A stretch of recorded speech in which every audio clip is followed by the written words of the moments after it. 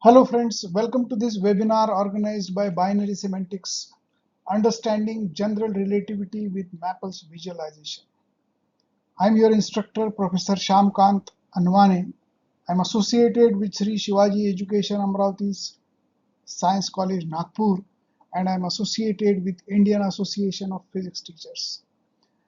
Let's get involved into the basic fundamental equations of general theory of relativity, and then later on we'll explore the Maple worksheets with a very few commands, and we'll be effectively making wonderful calculations that months you will be required to cover, that you can do in Maple in fraction of a second. Very quickly here, I would like to roll through certain things that one is learning in the junior college level physics, that is vector form of Newton's law. When we have two gravitating objects, they attract each other. The force of attraction is directly proportional to product of their masses, while it is inversely proportional to square of the distance between them, and the direction will depend when you are considering force on the second object due to first object. It will be g into m1 m2 upon r square, that is the distance between first and second object, into a unit vector r12 cap.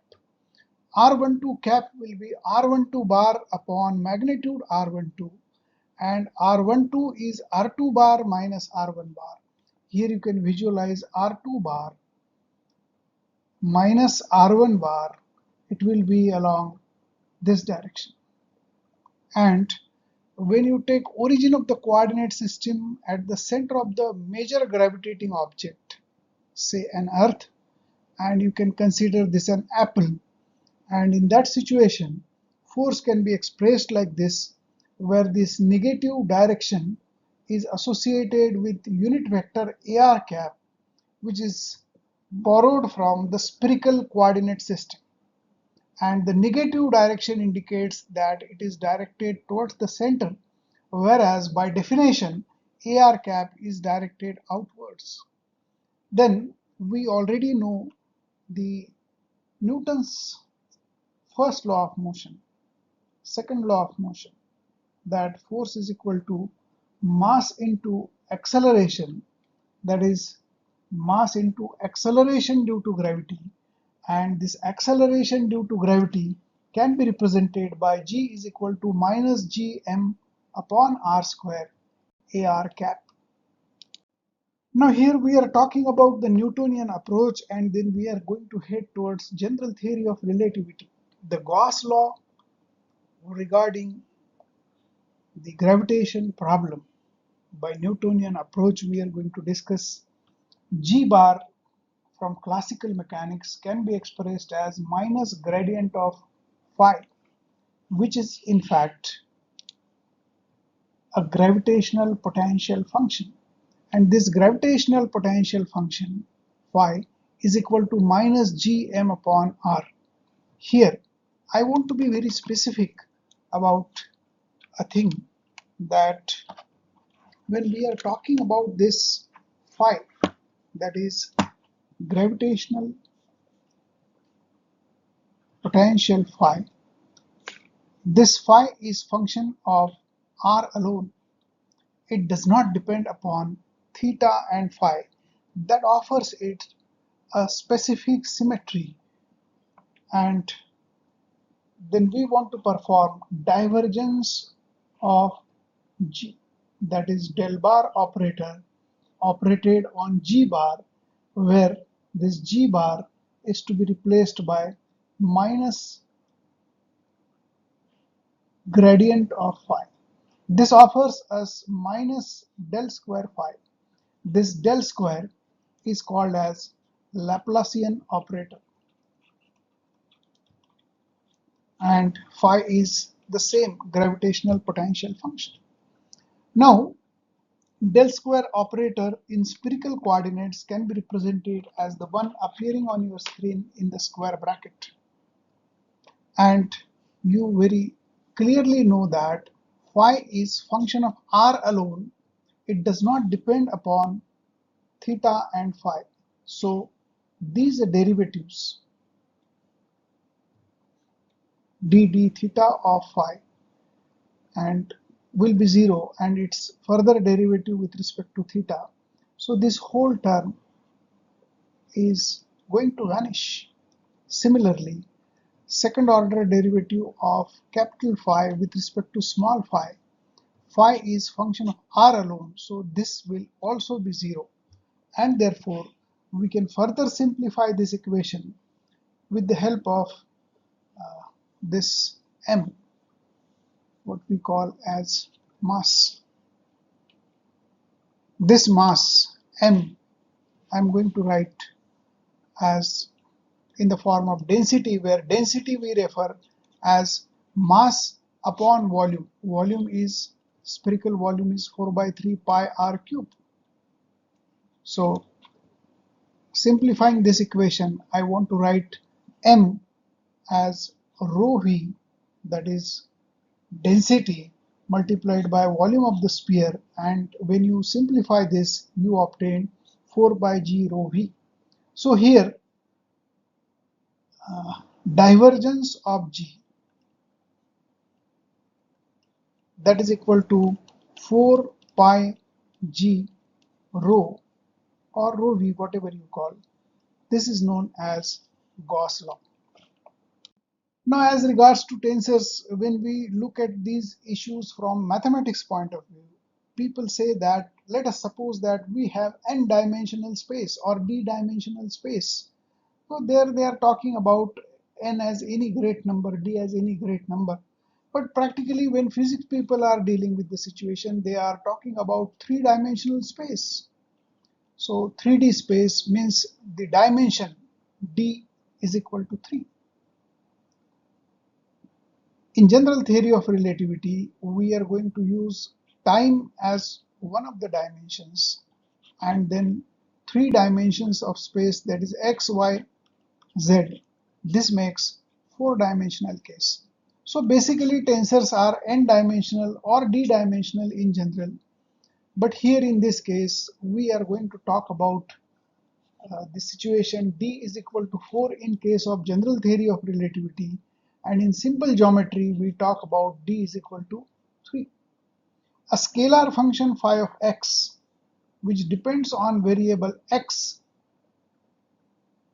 that x in d-dimensional space will have x superscript 1, x1, x2, x3 and xt. So where d is the dimension of the space. Now d phi can be written as a rate of change of phi with respect to the first variable x1 into the change that you are considering dx, so on and so forth for the number of dimensions involved, and you can represent the same thing in the compact form using this summation notation. And Einstein has given us summation convention. We need not write this. Whenever the index is repeating, it means that the summation is to be carried on that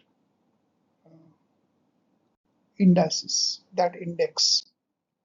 Now, for one-to-one correspondence from one coordinate system, say x, to another coordinate system y, where x is having d number of dimensions and y is also having d number of dimensions, expressed by variables x1, x2, x3 and so on xd, to y1, y2, y3 and so on up to yd, we represent del phi by del yn equal to del phi by del xm into del xm by del yn. So here yn is depending on x variable. There is a one-to-one correspondence, as we said. We can write this. Now here we have summation convention, and we can express this in this way.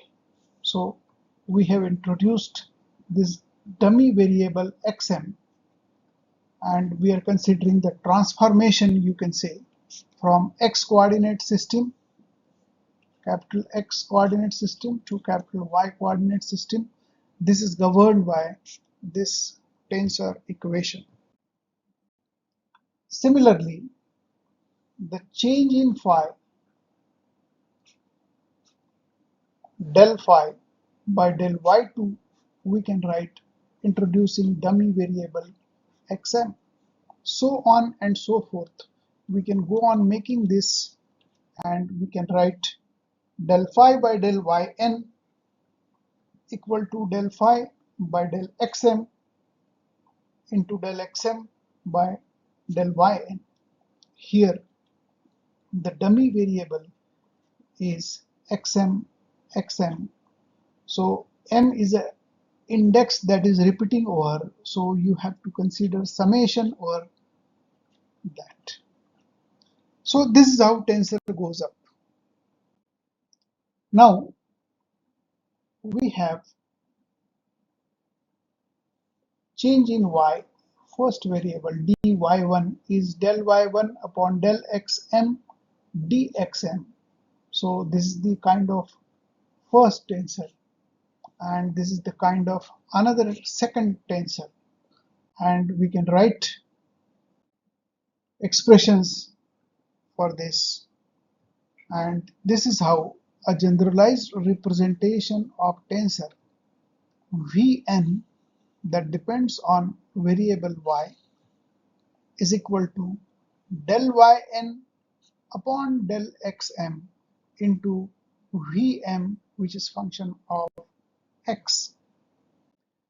Now these are two kinds. One is called contravariant, another is called covariant.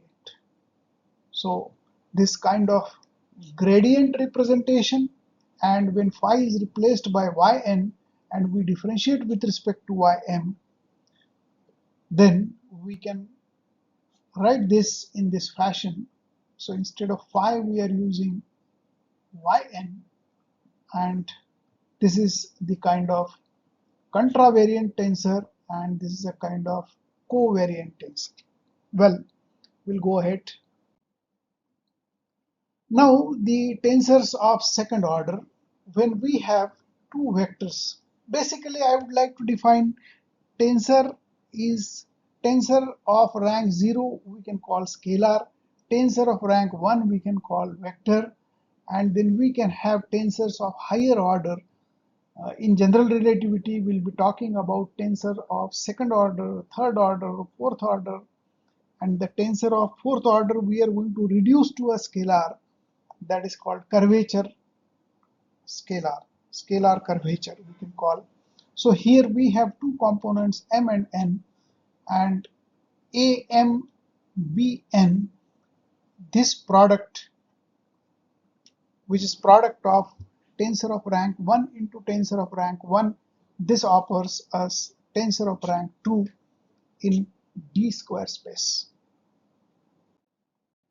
and that can be written as Tmn.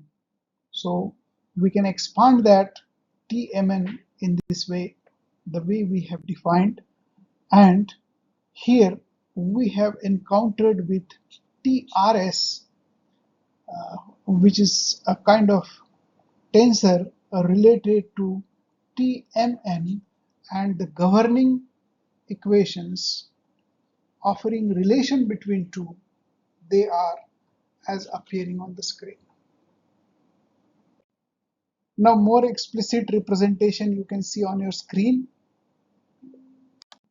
So a kind of very interesting quantity, that is metric tensor in general relativity. Consider a three-dimensional flat coordinate system which is governed by variables x, y, z, that is being represented by what you call x superscript 1, x1, x2, x3, and so on. The length element in this case ds can be represented by ds square can be represented by dx square plus dy square plus dz square. In general, it can be represented by dx1 square, dx2 square, and dx3 square. This can be written as dxm into dxm. Now, here we are using Kronecker delta symbol so that we want to avoid the unwanted factors here, and we can write del mn is equal to 1 when m is equal to n and other components 0. So that makes a metric tensor. So we can rewrite the metric tensors in the same fashion, where you can observe this GRS, which is actually del mn into del xm by del yr into del xn by del ys. Here GRS is called as metric tensor, which is actually collection of these partial differentiating objects. Now this is a very common example one has done sometime in a very early class, where we are talking about the polar coordinate system, and in polar coordinate system we have basic representation being made by what you call Cartesian x-axis, y-axis, and a point can be represented by traveling say x distance along x-axis and then y distance parallel to y-axis. And when we are interested in finding the distance between this point and origin, then it is obviously by Pythagoras theorem, it is x square plus y square in the under root.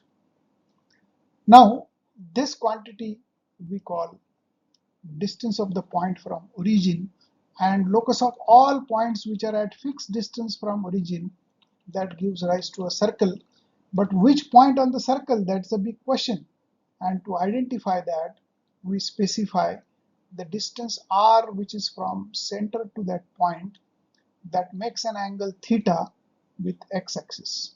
So this point, which was earlier represented by xy, can be represented by r, that is its distance from origin at an angle theta with respect to x-axis. So obviously here we have x is equal to r cos theta and y is equal to r sin theta. These are the transformation relations. Inverse transformation relations are r is equal to under root of x square plus y square, and theta is equal to tan inverse of y by x. We have already learned this sometime in the junior college, and when we want to make a generalized representation, instead of x I am writing x1, and instead of y I am writing x2. So r is being written by y1, and here also y1, and theta is being written by y2. This is not y square. So here I am using that transformation objects, and here you can identify ds square, which is equal to dx square plus dy square. This is equal to dr square plus r square d theta square, and this metric tensor object is this Kronecker delta times this partial differentiating objects, which gives rise to 1 0 0 r square. So here you can identify that the multiplying factor of dr square is 1 and multiplying factor of d theta square is r square. Other mixed components are 0, that is being represented here. So GRR is, I'll choose a color, GRR is equal to 1, GR theta and G theta R are 0, and G theta theta is R square that you can identify here. Now Cartesian to spherical coordinate system. Here I am not very much interested in giving much time for this discussion. So here it is 1 r square and this is r square sine square theta. This object is called metric tensor, which is being represented by GRS, that is function of y. Y means second coordinate system, X means Cartesian coordinate system, so Y becomes spherical coordinate system here. Now interval in special theory of relativity, as I said, dA square is GMN, which is a metric tensor, multiplied by dxm. And for special relativity, this set is simply Kronecker delta, because c square dt square, actually c square dt square d tau square minus d lambda square. So we are considering two objects at same location in frame S dash, where we refer special relativity, and so we have only this interval equal to c square dt square minus dx square. So for four-dimensional space-time continuum, d tau square will be dt square minus dx square minus dy square minus dz square, and here we have introduced c equal to 1 without the loss of generality. We can recover c wheresoever we want, and for simplicity of equations we shall put c is equal to 1. We shall consider a unit system where the value of c is unity. So the coordinate set can be represented by x superscript mu, which is x0, x1, x2, x3, that has corresponding nature time, space, space, space. Sometime it can be t, r, theta, phi in spherical coordinates.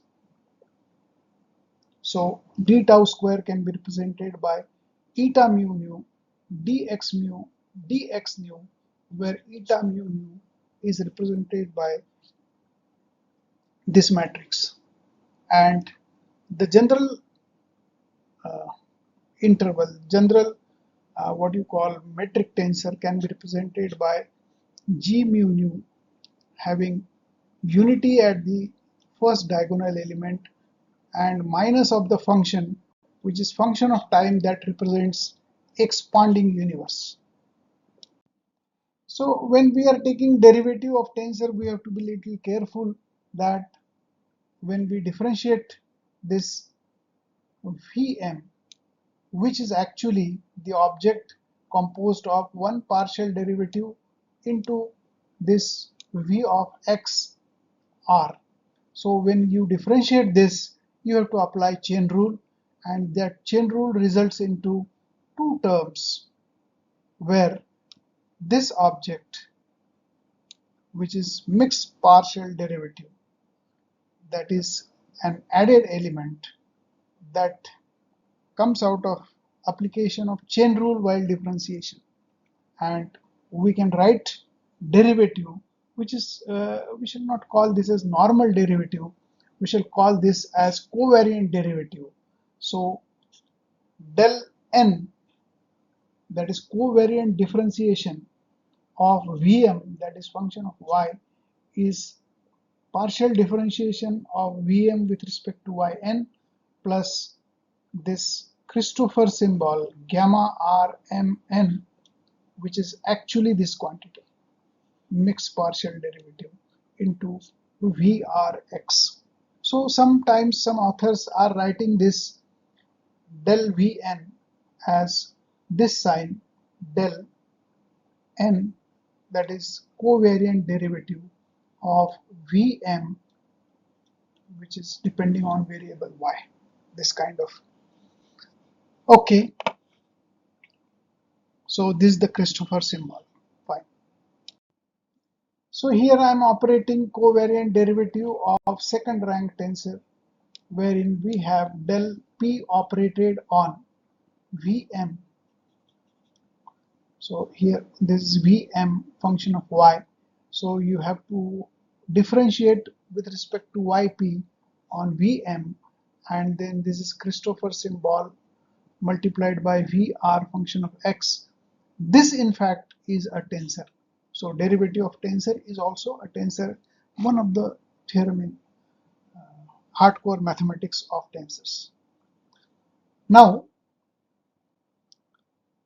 covariant differentiation of tensor of rank 2. So here n I have underlined for specific purpose of remembering this identity, and then you make simple derivative of Tmn with respect to yp, and then gamma rpm operated on rtn, gamma rpn multiplied by tmr. So this leads to a tensor of rank 3. Now, finding Christopher symbol is very important. This one derivation which is appearing on your screen that can be used to obtain Christopher symbol, and in problems we are going to deal with, we have to obtain Christopher symbol for that given particular matrix, what you call the matrix element. So gamma ABC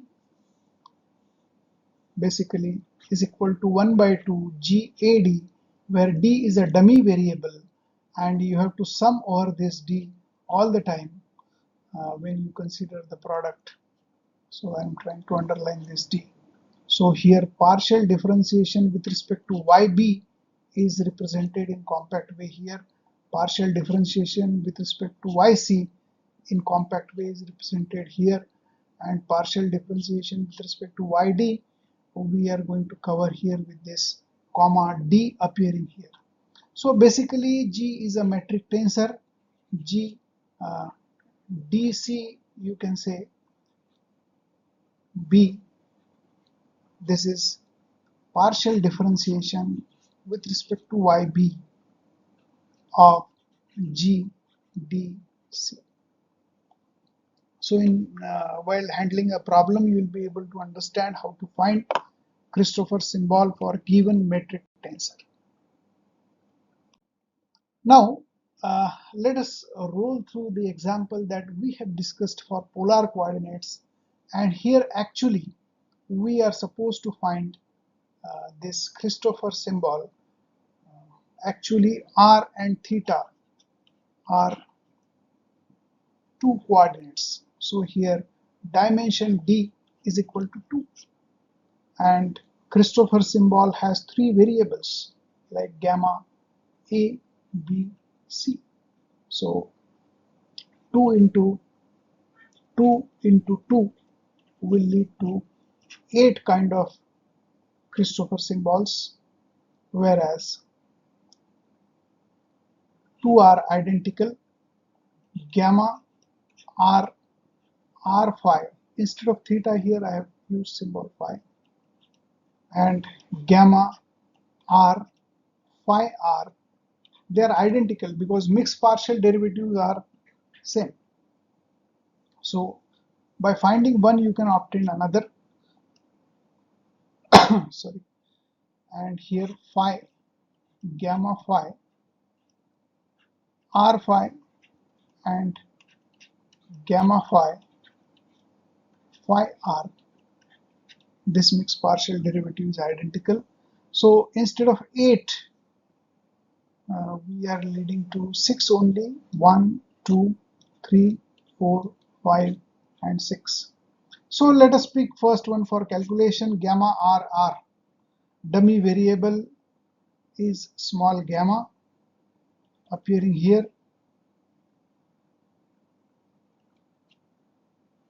and this is the differentiation sign with respect to r. Now let us do that calculation. Here gamma mu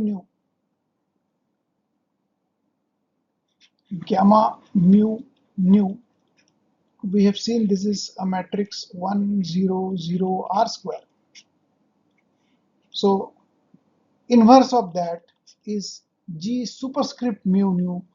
It is appearing like this. So obviously g mu nu into g mu nu, this is equal to 1 because two matrices are inverse of each other. So here we are interested in finding gamma r r r. So the formula, here I have written this formula, 1 by 2 partial derivative with respect to r of grr. Now grr is 1 and g theta theta is 1 by r square for this, and for this it is r square. You have to understand this. Now grr is unity, as I said. grr is 1. So this quantity is unity, and partial differentiation with respect to r of 1, this will be obviously 0. So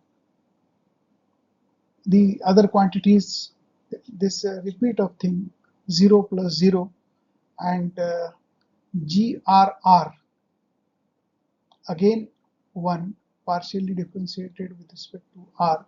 So independently all three are 0. So gamma r is equal to 0. Likewise, many components are 0, only non-zero components are to be considered. So I am jumping on, so this quantity gamma r phi is also 0. The non-zero component I would like to discuss. So here gamma r phi, this is equal to, by formula, it is like this. On simplification, and it offers, it is minus 1 by 2 del r of g phi phi. So what is g phi phi? You have to understand, 1 0 0 r square. So g phi phi is r square. So you can understand this is g r square, and then you have to partially differentiate that with respect to r. So this will be twice r multiplied by minus 1 by 2.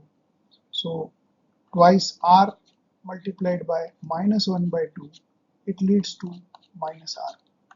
So on and so forth, you can go on making calculations. In Maple worksheet, we are going to roll through these calculations.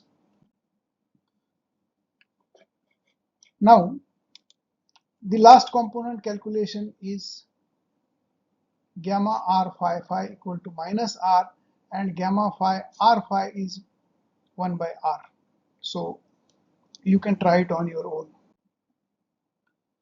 Now Christopher symbol for spherical coordinates I have calculated. You can pause the video and note down the gamma calculations, and you can verify that in the Maple worksheet it will appear as Christopher symbol of kind 2. Now covariant path derivative, that leads to a kind of equation which is shortest path between 2 points in the space-time continuum, and it is called geodesic. So here d phi by ds is equal to d phi by dym into dym by ds. So this kind of chain rule, and d phi by ds will represent how the scalar field phi will change along the curved path s, and this is del ym, that represents a displacement vector, and this represents tangent. Obviously the rate of change of ym with respect to s will be tangent along the path. Del phi by del s, which is a scalar, Del phi by del s is a scalar which is product of two covariant, which is product of not two covariant, which is product of covariant part into contravariant part. This leads to scalar. The way g mu nu into g mu nu was leading to unity, the covariant and contravariant leads to a scalar. Now, the geodesic can be represented by this equation. The properties of geodesic, they are the straightest possible curves in the curvilinear coordinates of space and time, or you can say t, r, theta, phi in spherical coordinates. The covariant derivative of a tangent vector is always 0. Geodesic is a curve whose tangent vector is covariantly constant. The term covariant derivative does not mean that the object is covariant. Rather, we deal with the covariant derivative of contravariant component. So this is the equation of geodesic. And then Einstein's field equation I am going to put forth you. R mu nu minus 1 by 2 g mu nu into r is equal to kappa times t mu nu. So this whole quantity is called as g mu nu, and g mu nu plus capital lambda, which is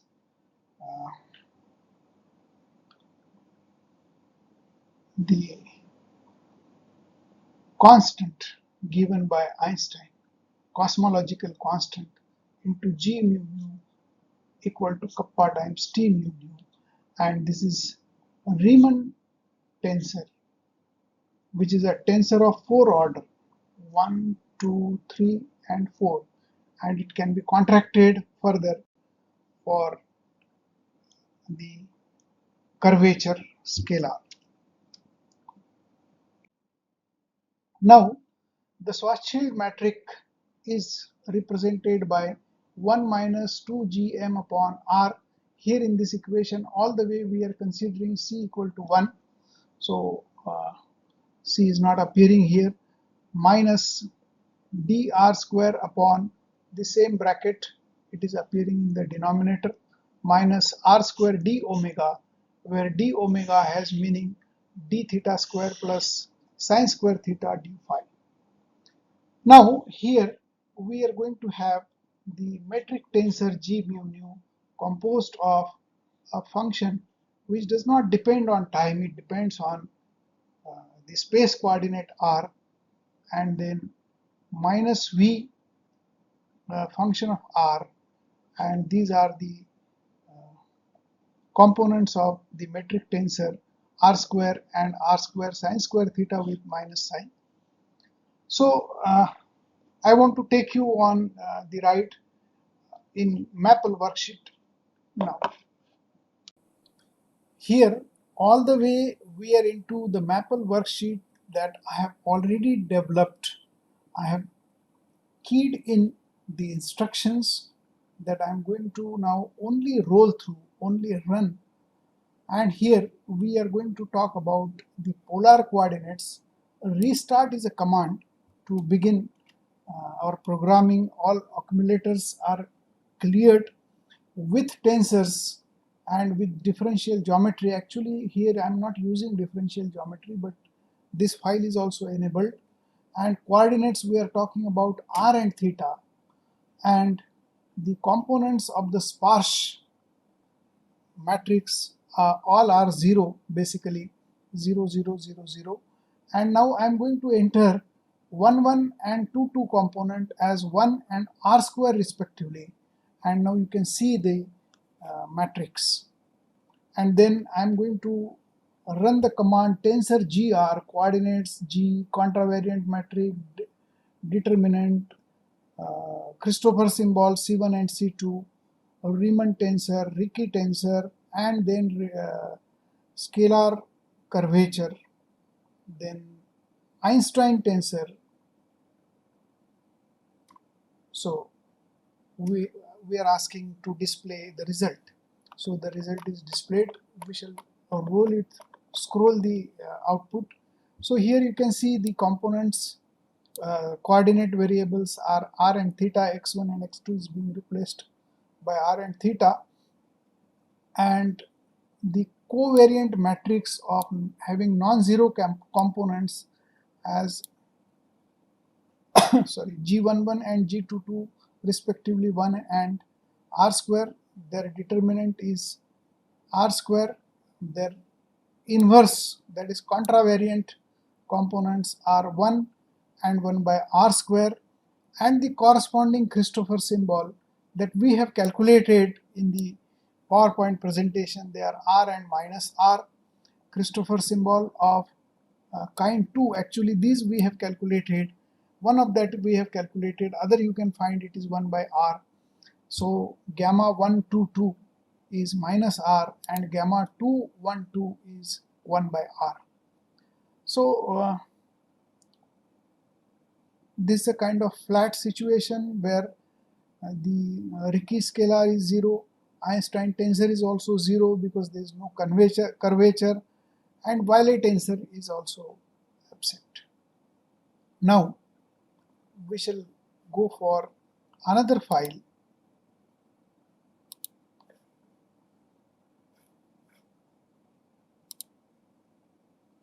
that is regarding spherical coordinates. Now for this I am going to run the worksheet that is already prepared. You can see only these commands I have entered. You can pause the video and take a screenshot to note down the commands that you can use independently. Restart with tensors, coordinates. Actually, I have written here spherical coordinates. It should be what you call cylindrical coordinates. So I'm correcting. So the coordinates are rho, y, z, and the sparse matrix will appear like this. 1 row 1 will be the non-zero diagonal elements, and for this we can find out the Christopher symbol. Here you can see rho phi z. Then you can see here the covariant components. Contravariant components are 1 upon rho 1. Then Christopher symbol of first kind will be plus 1 by 2 minus 1 by 2. Second kind it will be minus 1 by 2, and 1 by 2 rho. The Riemann tensor is only non-zero component is 1 upon 4 rho for R1212, and Ricci tensor like this. Ricci scalar for cylindrical curvature is like this, minus 1 upon 2 rho square, and Einstein tensor non-zero component is only G3, and Weyl tensor all components 0. Now we shall go for spherical coordinates. So for spherical coordinates you can see r theta phi. I am just running the commands, and the sparse matrix will be 1 non-zero diagonal element 1 r square sine square theta. And for this we are making the calculation of all parameters that include Christopher symbol of second kind. Here we have done this in the PowerPoint presentation, and this is how you can calculate the things. Now the next is the Schwarzschild solution. For Schwarzschild solution, I have picked up something from the book by Professor Frank Wang, and in the description link I'll give you the title of the book. So here the line element is like this, 18.36, and we can find the Christopher symbol using Maple. If you do it manually, it will take a lot of efforts, and the geodesic equation like this. So actually I want to show you the actual commands that we are going to use here, and the earlier part was a image of book. So with tensors is the first command we are using here, and the coordinates are spherical coordinates with time t, r, theta, phi, and g11, g22, g33 and g44 we are entering. You can see here in the matrix, and then tensor calculations for general relativity we are making, and we are asking for display of the same. So everything is displayed here. The last command I am running, that is geodesic equation, and then I'll scroll to show you the entire file. So here you can see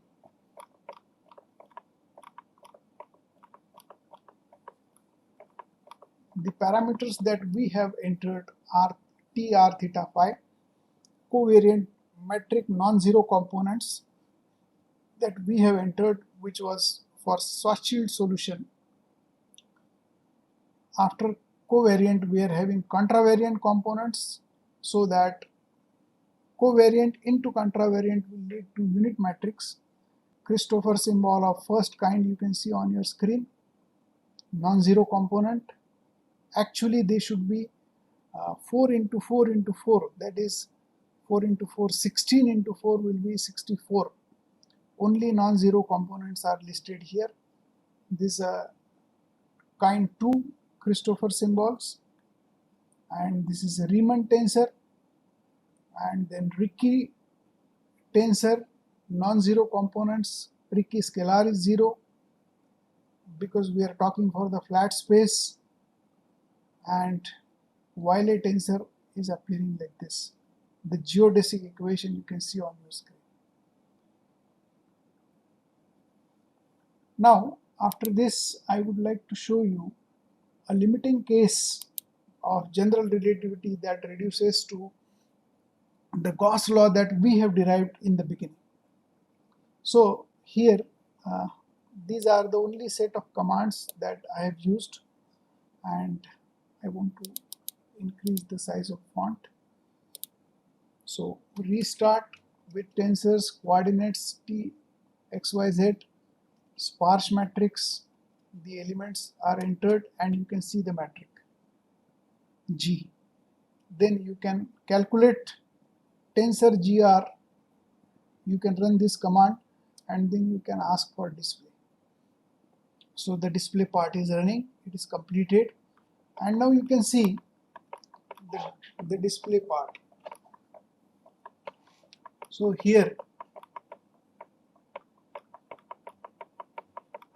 a big calculation is being presented here, where Christopher symbol of kind 2 you are observing on your screen now, only non-zero components. So Christopher symbol of kind 2. Prior to that there will be Christopher symbol of kind 1. I am ignoring that solution, and after that you can see the Riemann tensor non-zero component R1212, then R1213, so on and so forth. Only non-zero components are being listed here. Then Ricci tensor. So the tensor of rank 4 is reduced to tensor of rank 2, and that is R11, R22, R23, R24, R33, R34, R44. Then Ricci scalar is being represented here, you can observe, and then Einstein tensor components G11, G22, so on and so forth. And I have considered only G11 part. So here G11 part I have picked up. Then T11 I'm substituting rho, that is mass density, and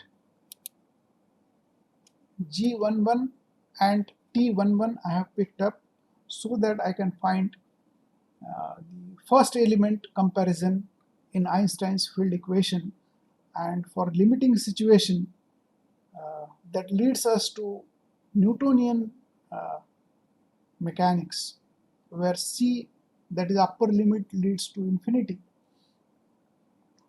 and T11 is density. So here you can see the same equation, del square phi equal to 4 pi rho g. So here 2 is appearing on left hand side and 8 is appearing on right hand side. So you can divide the equation by 2 and we obtain Gauss law. This is a very interesting example people do while learning relativity. Now we are heading to the last, almost last file. I'm going to show you a couple of more files where we are going to roll through the Schwarzschild solution, wherein we have the line element composed of the diagonal element, where the part is function of space as well as time. This is not a static solution. So Christopher symbol of kind 2, then Riemann tensor you can see on your screen, Ricci scalar you are observing on your screen, then Ricci, I'm going to run the command for Einstein tensor GE, and then Wiley tensor, and then geodesic equation and Ricci tensor. So this is one part. Second part I want to show you where we are doing a kind of animation, and this image is from the Wang's book, where we are talking about geodesic equation, where we are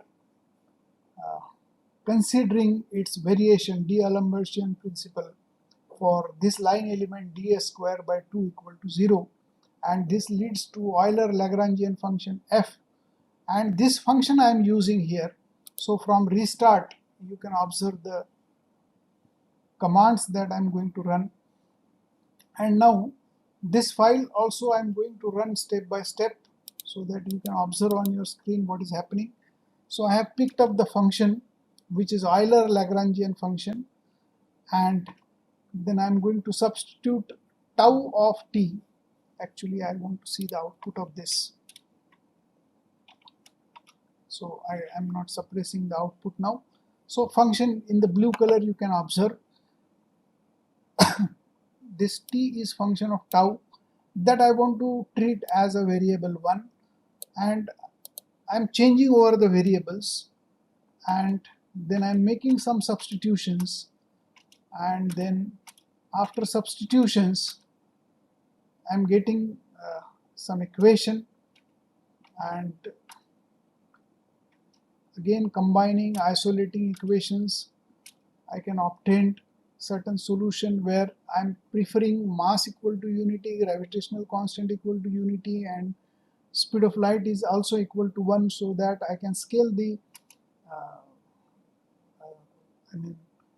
geodesic path equation in a proper form, and I should be able to obtain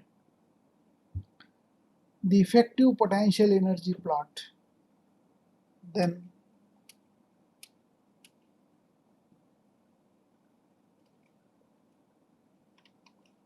you can see the animation of the path being tracked by the particle in space-time curvature, and the three-dimensional animation of the same thing you can observe here. So these many calculations are possible very easily using Maple. You can explore it on your own sorry and on your own you can rebuild whatever you like, whatever changes you want to make, once you set up the changes, you'll be able to ascertain proper solution. But prior using Maple for general relativity, I believe that you should be able to understand that relativity theory. Then I wanted to show you something more that includes Robertson-Walker model. And in Robertson-Walker model, again, we are going to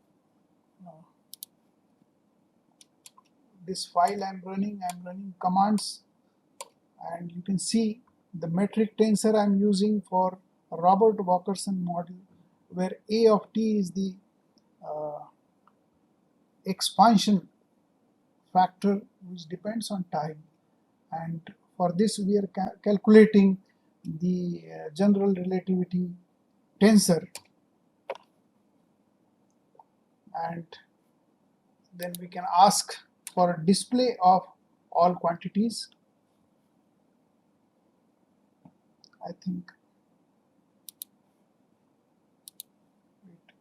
it's taking trouble to run now.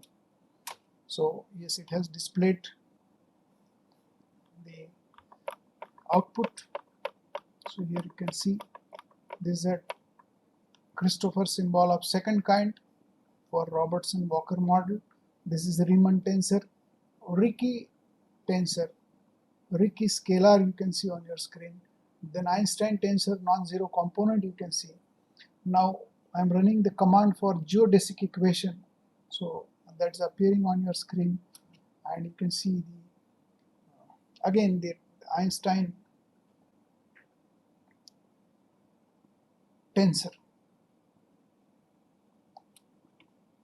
and this is the contravariant matrix of Einstein tensor, which is for Robertson-Walker model. Now this is one simple solution to Robert-Walkerson model, which we call evolution of universe, and here I found some trouble in running simple file actually, that is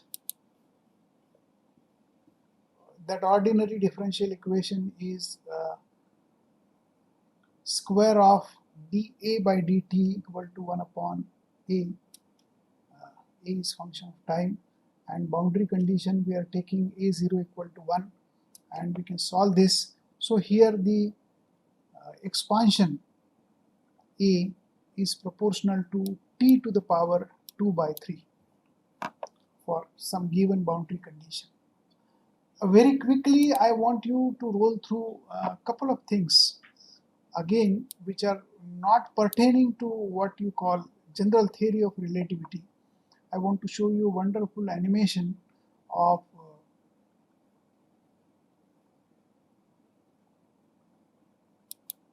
quantum tunneling. So this is being picked from the support website of MapleSoft. So here you can control the barrier width. So here in the diagram you can very well see that you can change the barrier width. Then I'll ignore imaginary part. So here you can see probability, density, everything is absent. Okay, so initial potential V1 you can change, barrier potential V2 you can change, then V3 can also be varied. Energy of the particle which is tunneling, small energy, 1/3 energy of the barrier approximately. And now I want to introduce the real part so you can see the tunneling effect. If I change the barrier width, you can see how the transmission changes. Then in the same diagram I am introducing imaginary part, and then psi you can observe, probability density you can observe, and it can be animated over time. So if you change the width, the transmission probability reduces, you can observe. And as the energy of the particle increases, the transmission coefficient increases. So this is a wonderful animation that students can understand for swallowing the subject, I believe. So let us conclude here. I hope you might be having questions, but because of power failure, I could not interact with you. So I'm giving you this video through binary semantics. Thank you very much. This is the cover of the book that I have referred all through for this particular lecture. Thank you very much for your attention.